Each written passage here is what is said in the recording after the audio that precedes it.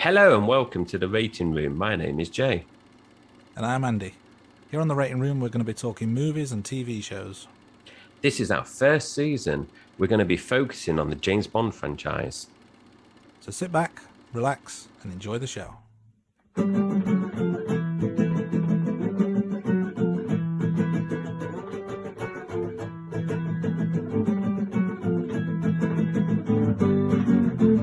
Rating Room.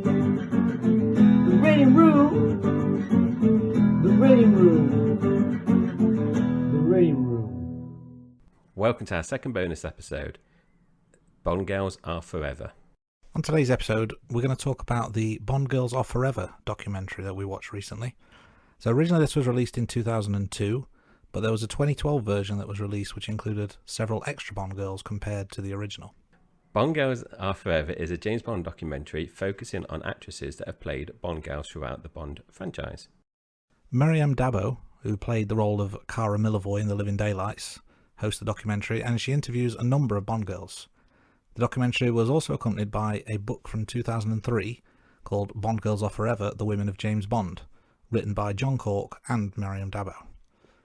So, Jay, what we'll do now is we'll just list through the actors who were interviewed through the course of this documentary. So we had Ursula Andress, who played Honey Rider in Dr. No. We have Honor Blackman, who played Pussy Galore in Goldfinger. We had Luciana Paluzzi, who played Fiona Volpe in Thunderball. We also have got Jill St. John, who plays Tiffany Case in Diamonds Are Forever. Jane Seymour, who played Solitaire in Live and Let Die. Then Maud Adams, who played Andrea Anders in The Man with a Golden Gun, and also Octopussy. The list continues. We have Lois Chiles, who played Holly Goodhead in Moonraker. Carrie Lowell, who played Pam Bouvier in License to Kill. Michelle Yeoh, who played Wai Lin in Tomorrow Never Dies. We've also got Dame Judi Dench, who plays M in 7 Bond films, plus also appears in a video in Spectre. So you could say, Andy, she appears in 8 Bond films. We've also got Samantha Bond, who played Miss Moneypenny, and Rosamund Pike, who played Miranda Frost. Halle Berry, who played Jinx from Die Another Day, is also included, as is Eva Green, who played Vesper Lind in Casino Royale, and Katerina Marino, who played Solange Demetrios in Casino Royale. We've also got Gemma Arterton, who plays the lovely Strawberry Fields in Quantum of Solace, Berenice Marler, who plays Severine in Skyfall, and another Miss Moneypenny actress, Naomi Harris, in Skyfall, Spectre, and No Time to Die. So quite a comprehensive list, I'd say. Was there anyone missing that you would have liked to have seen in this documentary? There was a few, Andy, and I was comparing our ratings for the Bond girls and thinking, which ones haven't we had that featured in this documentary?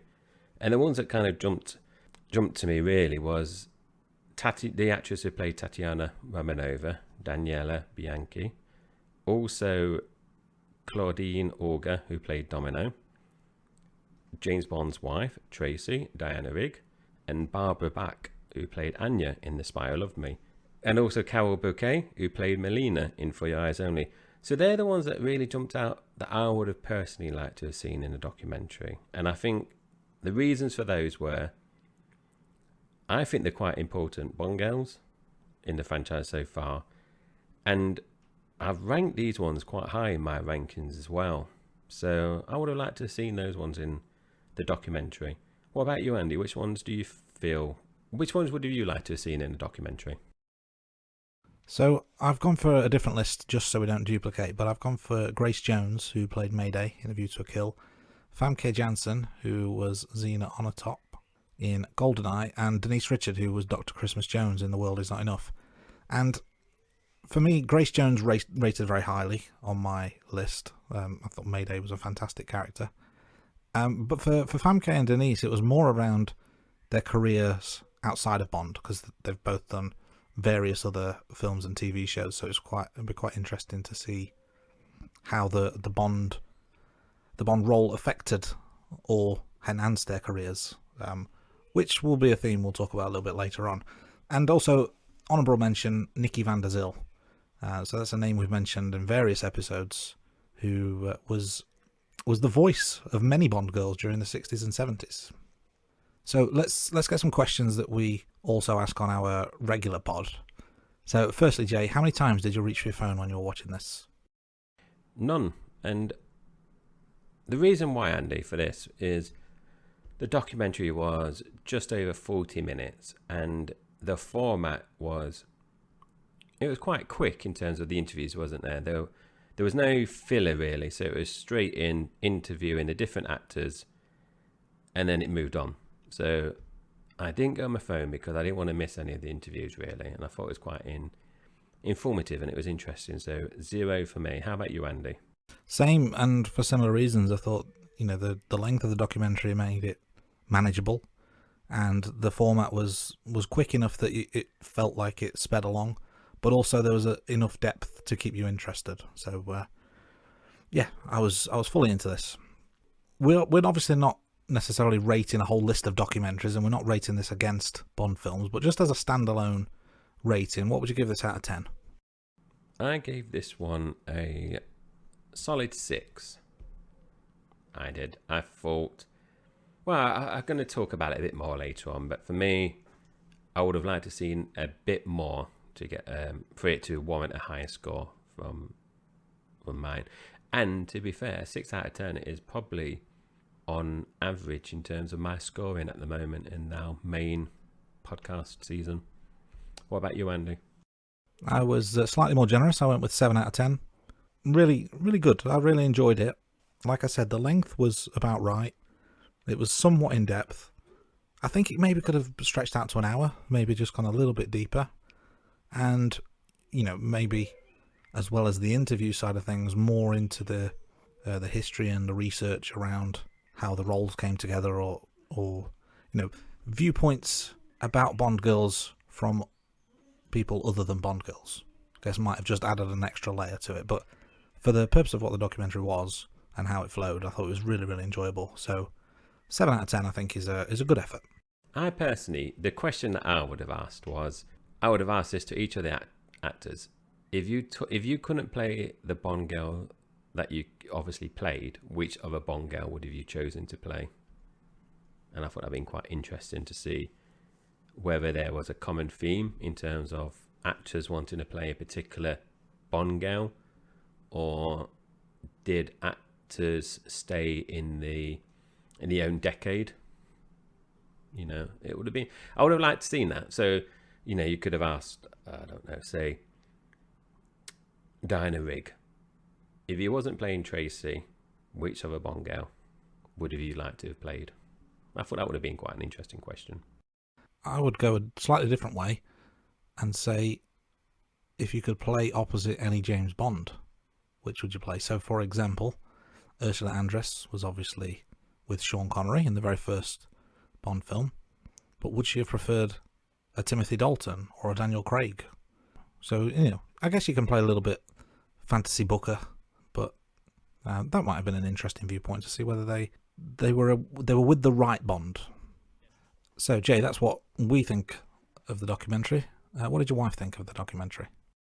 So she did enjoy it. She thought it was interesting to see that the actors had the same view that she has, and also, in terms of the wife comments that she's been feeding in for each of the podcast episodes, were quite consistent in terms of what some of the actors were saying in this documentary. So she's, the missus has also picked up how the Bond girl has kind of developed, and one of the actors mentioned this in the actual documentary, saying that it's gone from a damsel in distress to someone who's more equal to Bond. So I thought that was quite interesting that my wife has picked that up, and this is what's being discussed in the documentary. And also she said it was quite interesting to hear that some actors had regretted taking the role and others had embraced it and the opportunities it had given them. So we're going to talk about the Bond girl curse later on, but it was interesting because I didn't know whether she was going to watch this documentary, because she's obviously watching the films with me, and if you're listening to our main podcast, you can obviously pick up that some of the films, she's not enjoying, she's falling asleep on the phone, but then some of the films she's really enjoying, and as I've mentioned countless times before, she's looking forward to the Pierce Brosnan films and the Daniel Craig films. So I wasn't too sure if she was going to watch this, Andy. I thought this might be maybe too much homework for her, but no, she enjoyed it. So, and she's glad to watch it. So yeah, that was a feedback. Anything from your end? So my wife didn't partake in this, which is consistent with the main pod as well. But some interesting points your wife raises there, and we'll get into some of those as we go along. Should we just jump straight in?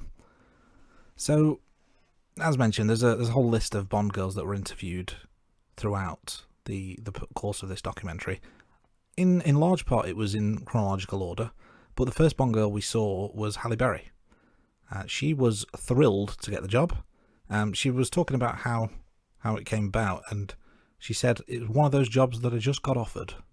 So it's kind of like it fell into her lap, which is quite interesting how that came about. Obviously, she's a big film star in her own right, so getting knocked on the door doesn't surprise me that much. And a couple of other comments that I thought were quite interesting. She said that Bond girls are the fantasies of both men and women, and that the Bond films are a 2-hour journey out of our real lives. So she speaks very highly of the Bond films and the Bond girl role.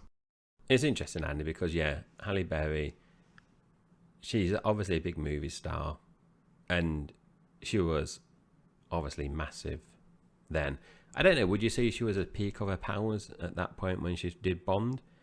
She doesn't seem to be as many films now, but it's interesting because as a Bond producer, when you look at the Bond girls, and in terms of the ones we've seen already, in terms of what where we are in terms of rewatching them, but also the future films, there's only a few Bond girls that are kind of known before they've taken the Bond girl role, aren't they? So it's interesting that they went for a big name then. Yeah, I know what you mean, and I'm trying to think of that sort of time period, and the films that come to mind are ones like Swordfish and Catwoman, which I think were there or thereabouts, and obviously many, many others she's been in. So you're right, she's not an unknown, and the Bond role kind of made her leap into A-list status. So it's a bit of a different take on the approach. But it was good to hear her positive thoughts about it. We then moved on to Ursula Andress. She described being a Bond girl as being a new kind of woman. Bond girls are strong and determined. And what was interesting as well, she said she had no idea who Sean Connery was before the film, but that he was adorable to work with. Yes, some very kind words from Ursula. So it moved on then to Honor Blackman, who obviously played Pussy Galore.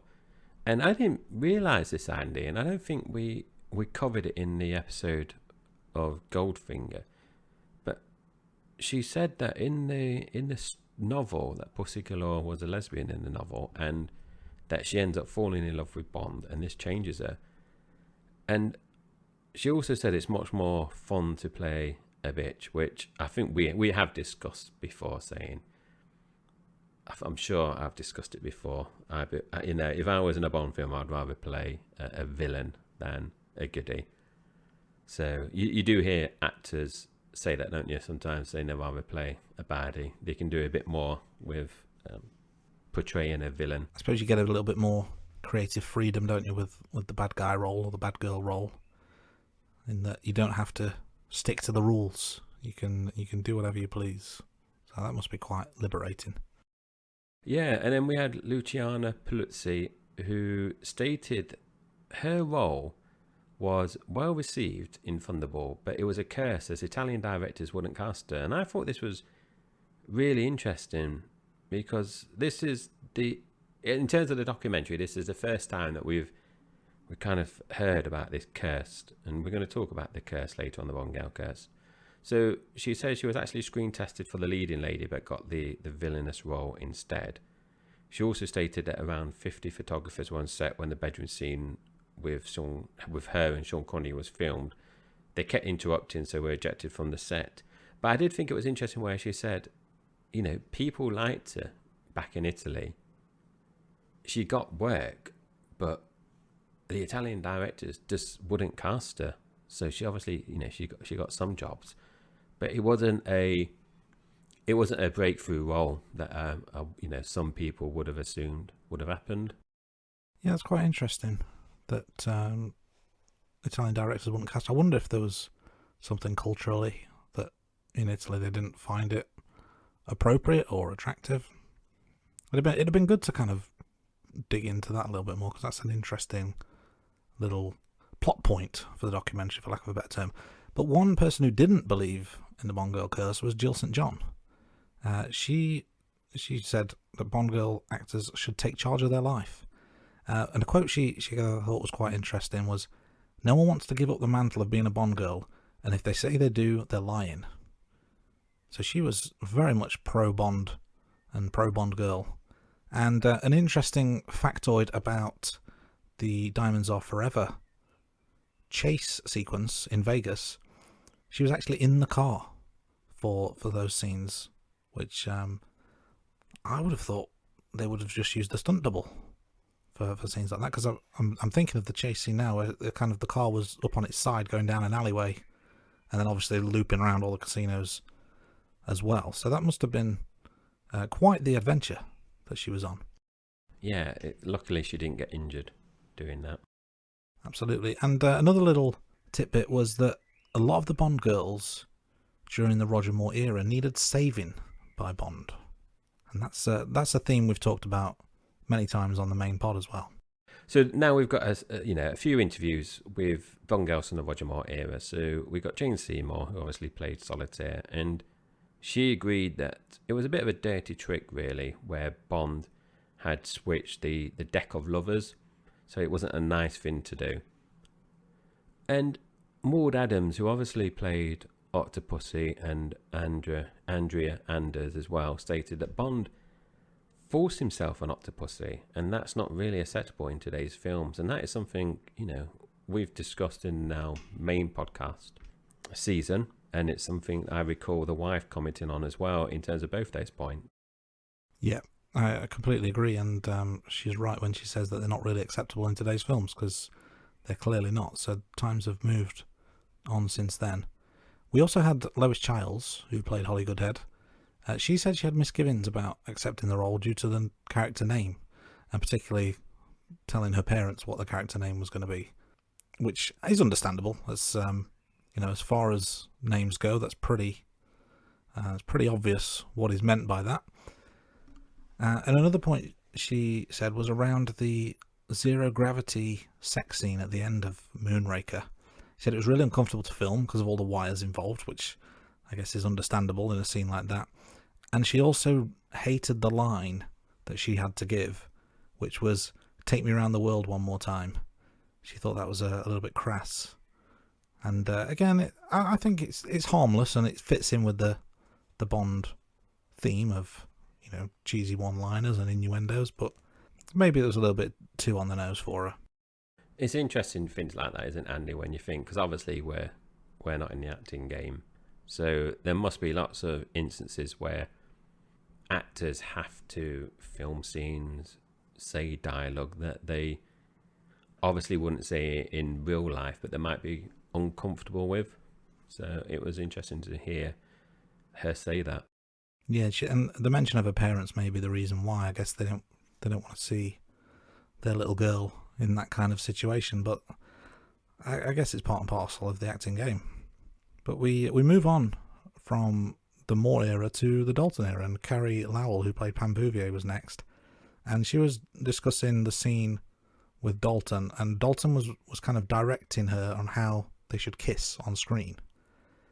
And another thing she said was she felt her character was tough and in charge, and I beg to differ, because I thought she was a little bit whiny and a little bit jealous, and, you know, didn't so much need saving. I wouldn't go as far as to say she was damsel in distress, but she was very much needy of Bond and his attention. So tough and in charge, I don't think is an accurate statement, certainly in my opinion. I agree, and you've obviously mentioned when in the main podcast episode for License to Kill, that she came across very jealous, and it was numerous times throughout the film. It wasn't just one or two scenes. She came out a few times. But I do agree that she was, she was tough. I'm thinking of the bar fight scene. She was tough in that, and she was important in terms of the mission, with Bond going rogue, so she helped Bond out there. But yeah, I totally agree in terms of she wasn't a damsel in distress, but I don't think she was necessarily in charge per se. But someone who was in charge was Michelle Yeoh, who played Wei Lin in Tomorrow Never Dies. And she said that women of the 90s were a lot more aggressive, and she used to do her own fights and stunts on her earlier movies. So I think that, for me, that was a big change in terms of the Bond girls, especially having an actress like her who can actually do her own stunts and action scenes. And that must help with a lot of the filming in terms of not relying on stunt doubles as well. So she is definitely a tough cookie. And Dame Judi Dench was dumbstruck to get the role of M. She says GoldenEye was wonderfully written and set the relationship off between Bond and M very well. And, as I mentioned a few minutes ago, she was in 7, 8 Bond films. So she had a good little run in the Bond franchise, Andy, as well. She played a very good version of M. I agree. I'm sure we will talk in more detail on the main pod about Dench's portrayal, but I thought her role was fantastic. And the point she made around the relationship between Bond and M, I'm thinking of a scene, and I think they played some of the scene during this documentary from GoldenEye, where I think she said something along the lines of, "You're a relic of the past," misogynist, and various other things that really put Bond in his place. So that added a new dynamic. But you'll hear more about that on the GoldenEye episode as we go in depth. Definitely. And talking about the Pierce Brosnan films, we've got Samantha Bond, who plays Miss Moneypenny in the Brosnan films. And she believes that her portrayal of Miss Moneypenny was more on an equal footing compared to earlier versions of Miss Moneypenny. And, let's, be completely open, Andy. We're filming this after we've just watched License to Kill. So in terms of Samantha Bond, we haven't watched those films, have we? We haven't rewatched those films yet in terms of the podcast. But from memory, there were definitely less flirting compared to previous Miss Moneypennies. But we can talk about that in our main podcast episode. Yeah, I agree. That's my recollection. I guess we'll find out soon enough whether that is accurate or not. Another Bond girl from the Brosnan era was Miranda Frost, who was played by Rosamund Pike. And she said that the first Bond film that she watched was GoldenEye, which is quite interesting because she said that Pierce Brosnan was her Bond. So she grew up for lack of a better term. I mean, it's only 7 years prior, but her first memories of Bond were Brosnan, and then she's starring alongside him, which is quite an interesting dynamic there. And we'll talk a little bit about this in a minute, but she said that Bond girl sounds sexier than Bond woman. And kind of just going back through the documentary, there was quite a few differing opinions from the various actors as to whether the correct phrasing is Bond girl or Bond woman. And I wonder, do you have any thoughts on which you prefer, or why this is even a debate? Because surely it's just Bond girl, isn't it? I prefer Bond girl, but I can see why it would make it seem you're talking about someone young, as in a young girl, but Bond woman doesn't really kind of flow, does it? Doesn't really flow off the tongue when you're saying Bond woman. So Bond girl, for me, is definitely sexier. It's one I prefer, but I've been conditioned to it, Andy, because growing up, it's always been known as Bond girl for me. So I don't know if what's your preference? My preference is Bond girl. It just sounds right. Bond woman, is that more empowering to women? Could be an argument there to say that it is. And is Bond girl somewhat misogynist? Again, I don't know. Maybe there's a connotation with some of the aspects of Bond that are considered sexist and misogynist, so therefore there's that parallel. But I'm not sure really. I think Bond girl is the way to go. That's the term that everyone is used to, and I think the kind of the reputation that Bond has shouldn't negate the need for a differing phrasing.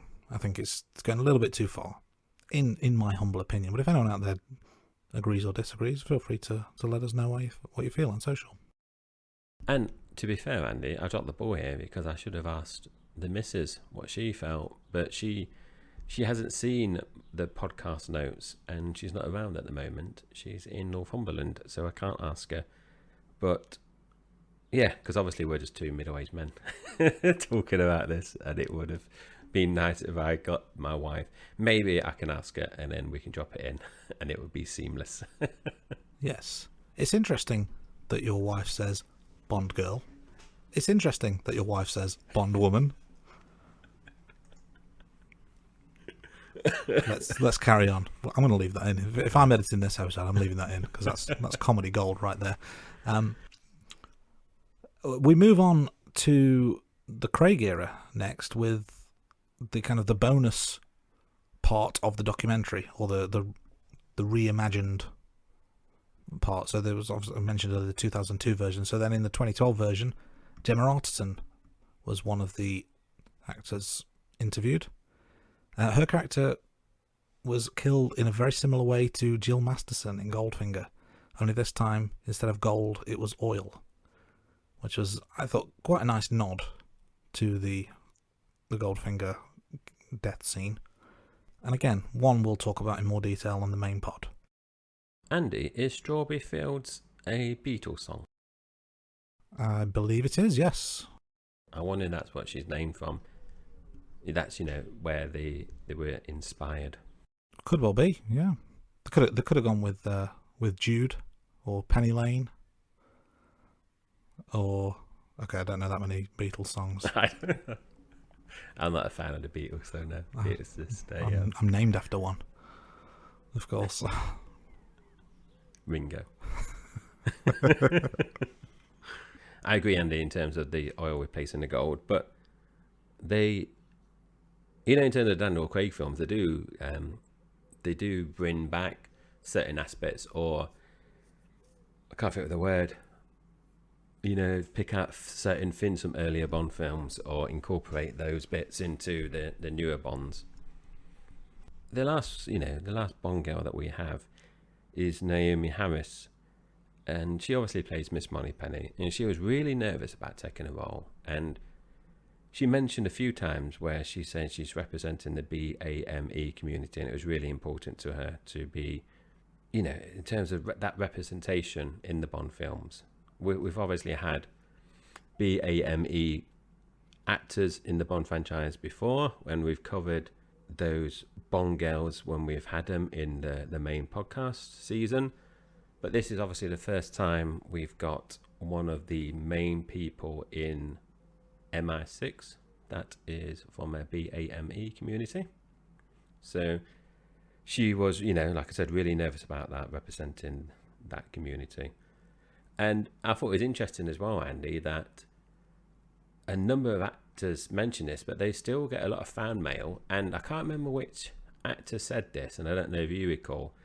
One of them said, what other film role, they could have taken that would have got that amount of fan mail? Or in words to that effect, where basically she was saying she still gets loads of fan mail now, and she might get fan mail from the other roles that she played, but in terms of the film that she gets most fan mail about, it was all to do with the Bond role. Do you recall which person said that? I don't. Pussy Galore said some bits, didn't she? She did. I don't think that was this quote. It may have Was been. it Jill St. John? It may have been Jill St. John. Yeah. But no, it's interesting, Andy, because I don't know if you've ever done fan mail. I never have. But I just wonder, like, in terms of fan mail, is it just basically people, you're just saying, Andy, actually, I've got a question. If, based on the films that we've got to so far, so we've just done License to Kill in terms of the main recording, if you were writing a fan mail, which Bond girl would have you sent it to? Two. It's a choice of two. It would either be Honey Rider or Pussy Galore, i.e. Ursula Andress or Hannah Blackman. And that doesn't necessarily reflect the ratings that we've given those two actresses or those two roles, but they are arguably the two most iconic, famous Bond girls of all, even up to modern day, not just the ones we've seen, maybe of all. Those two probably in a league of their own in that regard. And I'm not going to mention the Bond girl rankings because we don't want to do any spoilers, do we, for people listening on this episode? We don't want to kind of cover where they came in. No, check out the main pod, website, social. You get all the details about the ratings there, but this we thought was a nice accompaniment to what we've talked about so far. So that's kind of the documentary finished, but let's just have a little bit of a deep dive into something that was stated throughout by a number of actors, and that was around this idea of the Bond girl curse. So we looked into that a little bit more for this episode. So Lynn Holly Johnson was quoted in 1999 as saying, "My agent told me, if you take that role, you'll never work again. But what movie could you do that they'd still be interviewing you for 20 years later?" I think that's a valid point, and it kind of links back to the fan mail thing, really, doesn't it, Andy? In terms of, she's portrayed a Bond girl in one film, and she's being interviewed about it 20 years later. It says something about it. She might have not, we've obviously talked about Lynn Holly Johnson in our past, for Your Eyes Only podcast episode, and I think it's a very valid point. And another point, Andy, in terms of a lot of the actors that have played a Bond girl are relatively unknown, and I kind of touched on this earlier in the bonus episode. So there's only a small number of Bond girls that have actually been portrayed by people that are well known or successful actors. Therefore, do you think that the Bond girl curse is really a case that these actors were not known anyway, and regardless of being in a Bond film, they might have not made it anyway? It didn't open the doors that they were hoping. It's an interesting, somewhat hypothetical question, but yeah, I guess when you're casting a role, or you want someone to take on a certain job, experience is important. And if the only experience they've got is one film that just happens to be a Bond film, or a handful of films, one of which that happens to be a Bond film, is it just going to naturally work against you anyway? It's kind of that catch-22 situation, that you need experience to get a job, but you need a job to get experience, which applies to many aspects of life, not just Hollywood. But that could be a factor here. And director John Glenn also said, being a Bond girl is a very difficult task, and I wouldn't recommend it to anyone. Tanya Roberts, who played Stacey Sutton, said she was never offered a leading film role following her Bond appearance in A View to a Kill. And even after 30 years, she feels like she's been pigeonholed. And another factor may be the country of birth. A lot of the actors that played Bond girls are not English or American. And when we think of big Hollywood films, arguably English and American girls are more heavily featured. So maybe country of birth could have been a barrier. Yeah, and especially in the early days, there were a lot of European actresses in there, and as you mentioned, Andy, obviously at the top of the podcast, a number of these were dubbed, so you're not getting their genuine voice coming through in the Bond film. Also, in terms of the curse, we got Die Another Day and Casino Royale both suffered delays due to difficulties casting actors as a Bond girl due to this perceived curse. Eva Green, who obviously plays Vesper, stated that her own agent convinced her to take the role. So, you know, Vesper. It would have been interesting, Andy, to see because Eva Green is a very good Vesper, very good Bond girl. And if her agent didn't convince her to take that role, I wonder what impact that would have had on Casino Royale. I wonder who else could have taken the role. And I'm sure there are plenty of names that could, but none spring to mind right now. But then on the flip side, there have been actors that have had very successful careers following the Bond girl role. And, you know, we've mentioned Halle Berry, Famke Janssen, Michelle Yeoh, Rosamund Pike, and Jane Seymour are just a few that have had or continue to have successful careers. So, you know, it is in terms of it's a smaller cohort of actors that have had successful careers after Bond than the ones that haven't had a successful career. Yeah, and as well as the success in films, there's success away from films. For example, Jill St. John was a correspondent for Good Morning America, as well as writing cookbooks. So, you know, there is success in other means, you know, whether it's TV, stage, or in this case, you know, cookbooks and correspondence work. And one more kind of quote from an interview by Jane Seymour. She said, "Right after I was a Bond girl, I went back to what I loved, theatre. I did all the classics, got some very good reviews, but the press made out like I was a failure because I was earning no money. I chose to do it because I did not want to run 3 paces behind the man with the gun anymore." It kind of sums up the perceived curse quite nicely, but also, you know, if we were to deep dive into that quote and rip it apart, it's very much telling in terms of where maybe the media, maybe others, perceive the Bond girl in relation to Bond himself. And that, you know, there's always that step, the 3 paces behind is quite an interesting line, in that they are, you know, not afterthoughts, but it certainly feels like they are secondary players, which is maybe unfair. And it's interesting, Andy, you mentioned about the media, because as part of doing the research, there was a quote or an article that I read, which I haven't brought it through to the notes actually, where one of the actors basically said this Bond girl curse isn't really real. It's something that the media really make up and bring out every time a Bond film is being made. So obviously, you know, we're recording this episode, we've had 25 Bond films. When they make Bond 26, are we going to hear about the Bond girl curse again? Time will tell. Let's wrap things up with some final thoughts. Jay, over to you. Yeah, so like I said, I thought it was a really interesting documentary. I thought it was nice that they had a Bond girl interviewing other Bond girls. I did like that. But for me, it wasn't very comprehensive, and it did feel a bit like a whistle-stop tour. And I said at the beginning, you know, in terms of not looking at my phone, it was straight in and out, you know, interview.